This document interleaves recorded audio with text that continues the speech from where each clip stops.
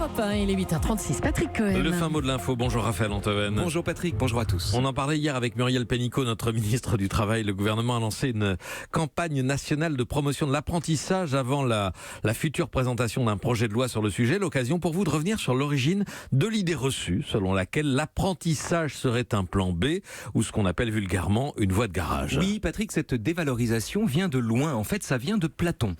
L'une des lectures les plus répandues et les plus caricaturales de la pensée du philosophe est d'y voir un dualisme du corps et de l'âme. D'un côté l'âme, dont la vocation est de chérir la vérité qu'elle entrevoit, et de l'autre le corps qui fait peser sur l'âme le fardeau de la matière. Et par extension, au fil de l'histoire, ce dualisme simpliste est devenu un dualisme moral, entre d'un côté la pureté, la connaissance et le travail intellectuel, et de l'autre la souillure, le mélange, le vice et le travail manuel.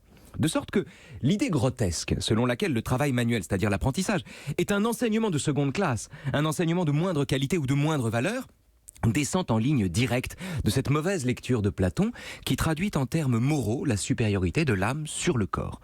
Or, ce qui est merveilleux, c'est que Platon est aussi l'antidote à ce vieux dédain. C'est-à-dire ? Eh bien, pour Platon, la justice, dont il fait grand cas, n'est ni exactement l'égalité, ni l'équité, ni l'ascension sociale, mais consiste avant tout en la réalisation de la puissance de l'âme. Qu'est-ce que ça veut dire ? Ça veut dire que c'est pas le métier que vous faites qui compte. Peu importe que vous soyez cordonnier, souverain, agriculteur, philosophe ou apprenti, la seule chose qui importe et qui est juste, c'est la façon dont vous le serez, l'excellente façon dont vous le serez. L'essentiel, c'est qu'en cet ensemble qu'on appelle une cité, vous trouviez votre place pour y développer des compétences qui n'appartiennent qu'à vous.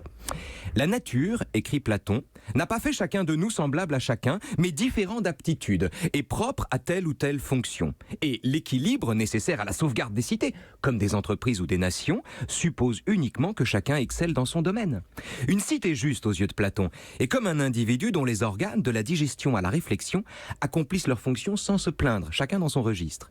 Une cité bien ordonnée exige d'abord que chacun exerce la tâche qui convient à sa nature et que la perfection prévale en chacune de ses parties, exactement comme un corps suppose que du bas-ventre jusqu'à l'âme, chaque instance fonctionne parfaitement. Le critère du jugement n'est donc pas le métier qu'on fait, mais la seule qualité du travail accompli. L'enjeu n'est pas de faire tel métier plutôt que tel autre, mais d'être un aigle en son domaine. Le fin mot de l'info. L'unique valeur, c'est l'excellence. Raphaël Antoven. À demain. À demain. Europe 1.